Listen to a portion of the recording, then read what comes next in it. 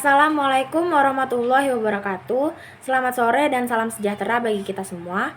Perkenalkan, nama saya Oktarina Berlianti dengan nomor urut 29 dan NIM 2305135182. Di sini saya sebagai moderator dari kelompok 8. Pertama-tama yang saya hormati dosen pengampu mata kuliah Bahasa Indonesia Profesor Dr. Hajah Hasna Faiza ARM Hum dan rekan-rekan saya yaitu Desti Auna, Ekmal Mursyid, dan Nelva Valianti. Baiklah, di sini kami membahas tentang artikel ilmiah. Artikel dapat terbagi menjadi dua jenis, yaitu artikel dari hasil penelitian dan hasil dari pemikiran atau kajian pustaka. Artikel hasil penelitian diambil dari penelitian yang sudah ditulis sebelumnya dengan mengambil poin-poin penting atau ringkasan dari hasil penelitian. Artikel hasil penelitian dibuat dari pemikiran penulis tentang suatu persoalan. Tujuan pembuatan artikel ini ialah berusaha memicu tanggapan pembaca untuk melakukan kajian terhadap isi penulisannya. Di dalam penulisan artikel ilmiah terdapat unsur genre mikro. Hal tersebut karena artikel ilmiah merupakan bentuk genre makro yang tentunya memerlukan genre mikro sebagai pelengkapnya. Yang kedua itu ada artikel konseptual, masa depan energi terbarukan, tantangan dan peluang. Artikel konseptual ini merangkum pandangan konseptual tentang masa depan energi terbarukan dengan mengeksplorasi tantangan dan peluang yang dihadapi oleh masyarakat global. Dengan mengintegrasikan pemikiran ahli energi, lingkungan, dan kebijakan, artikel ini mengidentifikasi perubahan paradigma yang diperlukan untuk mendorong transisi menuju sumber energi yang berkelanjutan. Konsep-konsep seperti efisiensi energi, inovasi teknologi, dan kebijakan publik menjadi fokus untuk merinci langkah-langkah menuju dunia yang lebih hijau. Yang pertama itu ada artikel penelitian, pengaruh pendidikan digital terhadap prestasi belajar mahasiswa. Penelitian ini bertujuan untuk menginvestigasi dampak penerapan pendidikan digital terhadap prestasi belajar mahasiswa di era teknologi informasi. Metode penelitian ini melibatkan survei dan analisis data statistik dari 500 mahasiswa yang terdaftar dalam program pendidikan digital di sebuah universitas.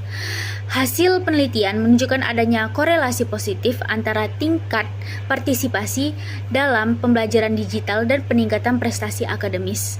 Artikel ini menyajikan temuan yang mendukung perlunya integrasi teknologi dalam sistem pendidikan untuk meningkatkan efektivitas dan kualitas pembelajaran. Kesimpulannya, dengan menggabungkan pemahaman akan tantangan ekologis dengan harapan akan teknologi dan kebijakan, artikel ini menyajikan konsep-konsep kunci yang harus dipertimbangkan dalam merencanakan masa depan energi terbarukan. Pemahaman holistik terhadap dampak dan peluang akan membentuk dasar bagi pembuat kebijakan, peneliti, dan masyarakat untuk mengambil langkah-langkah yang diperlukan dalam menghadapi masa depan energi global.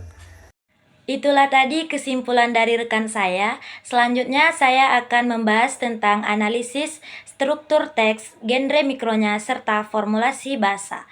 Yang pertama ada analisis teks. Analisis teks ini terbagi menjadi 3. Yang pertama, identifikasi tujuan. Yang kedua, analisis isi. Dan yang terakhir, identifikasi gaya bahasa. Adapun identifikasi tujuan, cari tahu apakah teks tersebut bertujuan meyakinkan, mendeskripsikan, menjelaskan, atau menghibur. Yang kedua, analisis isi. Tinjau informasi inti yang disampaikan, serta bagaimana argumen dan ide-ide disusun. Yang ketiga, identifikasi gaya. Amati apakah pengarang menggunakan gaya formal, informal, akademis, atau kreatif. Yang kedua ada struktur teks. Struktur teks ini terbagi menjadi 3. Yang pertama ada pembukaan, yang kedua badan teks, yang ketiga kesimpulan. Adapun pembukaan, fokus pada pengenalan topik dengan latar belakang atau pernyataan tujuan. Badan teks, susun informasi secara struktur, mungkin dengan subjudul, poin utama, dan pendukungnya. Kemudian kesimpulan, ringkaslah pokok-pokok penting dan tawarkan kesimpulan atau pandangan akhir. Yang ketiga ada genre mikro. Genre mikro ini terbagi menjadi 4. Yang pertama ada argumentatif, jika teks memiliki tujuan meyakinkan atau mengajukan argumen. Yang kedua ada deskriptif, jika teks bertujuan memberikan gambaran atau penjelasan suatu hal. Yang ketiga ada naratif, jika fokusnya adalah menceritakan cerita atau pengalaman. Yang terakhir ada ekspositori, jika tujuannya adalah memberikan informasi atau pengetahuan. Yang terakhir ada formulasi bahasa. Formulasi bahasa ini terbagi menjadi 4. Yang pertama, sesuaikan dengan genre, pilihlah kosakata dan struktur kalimat yang sesuai dengan genre teks. Yang kedua ada konsistensi gaya, pastikan gaya bahasa konsisten sepanjang teks. Yang ketiga ada kekuatan argumentasi, gunakan bukti dan logika yang kuat jika teks bersifat argumentatif. Yang terakhir ada kelancaran kalimat, perhatikan aliran kalimat untuk memastikan pembaca dapat mengikuti dengan mudah. Sekian dari saya, terima kasih. Jadi dapat disimpulkan bahwa artikel dapat terbagi menjadi 2 jenis, yaitu artikel dari hasil penelitian dan hasil dari pemikiran atau kajian pustaka. Artikel dari hasil penelitian biasanya mengambil poin-poin penting atau ringkasan dari hasil penelitian.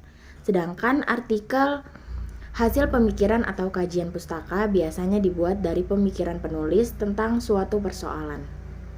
Artikel memiliki tujuan yaitu untuk mempengaruhi, mendidik, memberitahu, meyakinkan, atau menghibur pembacanya. Harapannya pembaca mendapatkan informasi baru yang berguna setelah selesai membaca sebuah artikel.